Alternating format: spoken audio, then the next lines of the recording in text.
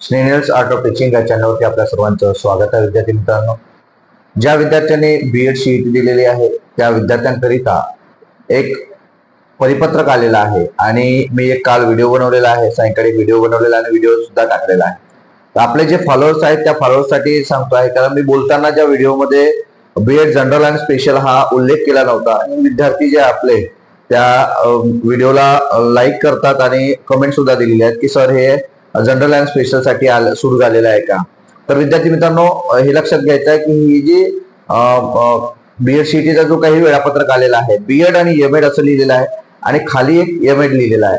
म्हणजे बीएड आणि एमएड असा कोणताही कोर्स आपल्या म्हणजे जनरल अँड स्पेशल मध्ये नाही, तर तो पोस्ट ग्रॅज्युएशन साठी असणारा कोर्स आहे.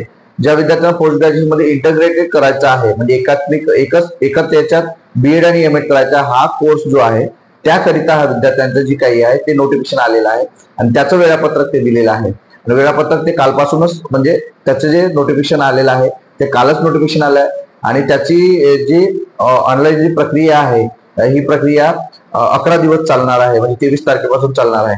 तर जे आपले फॉलोअर्स आहेत आणि व्हिडिओ जे बघत आहात आपण सर्व, तर हे समजून घ्यायचं विद्यार्थी मित्रांनो की त्या व्हिडिओमध्ये हा जो 2 शब्द मी उल्लेख केलेला नाही, एक स्पेशल आणि जनरल.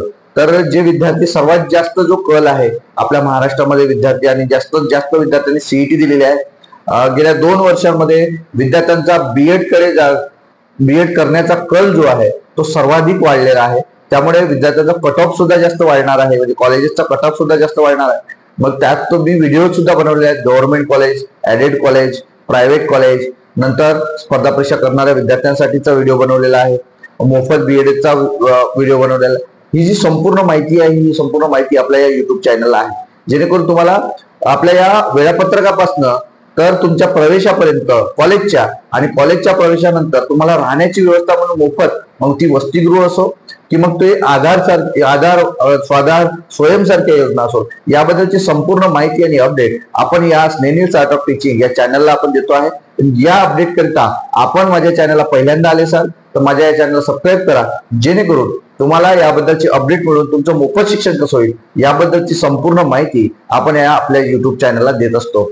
विद्यार्थी मित्रांनो, दुसरा एक मुद्दा असा आहे की ज्या वेळेला अशी जी परिपत्रक येत असतात ती परिपत्रक आपण स्नेनियर्स आर्ट ऑफ टीचिंग या टेलिग्रामचं चॅनल आहे आणि एक व्हॉट्सअपचा सुद्धा ग्रुप आहे, त्याची लिंक जी आहे ते डिस्क्रिप्शन बॉक्स मध्ये टाकलेली आहे. म्हणजे त्या डिस्क्रिप्शन बॉक्स मध्ये त्या लिंकला जर आपण जॉईन कराल तर आपल्याला नक्कीच अशी जी परिपत्रक आहे किंवा जे काही प्रश्न आहेत आपले तुम्ही त्या ग्रुपला टाकू शकता, त्यावरती आपल्याला उत्तर मिळेल आणि त्यात तुमच्या समस्येचं निराकरण होईल. तुमच्या सोबतच तुमच्या मित्रांना सुद्धा हा व्हिडिओ शेअर करा, जेणेकरून त्यांची जी शंका आहे की हा जो नोटिफिकेशन आलेला आहे हा जनरल आणि स्पेशल साठी नाही आहे, तर हा इंटरग्रेटेड जे असणार आहे बीएड आणि एमएड त्यांच्यासाठी आहे. तुम्ही जर सीईटी सेलचा साईट जर ओपन केली तर त्यावरती 2 कोर्स तुम्हाला दिसतात, एक पोस्ट ग्रॅज्युएशनचे कोर्स तुम्हाला वरती दिसते, एक अंडर ग्रॅज्युएशनचे कोर्स दिसतात.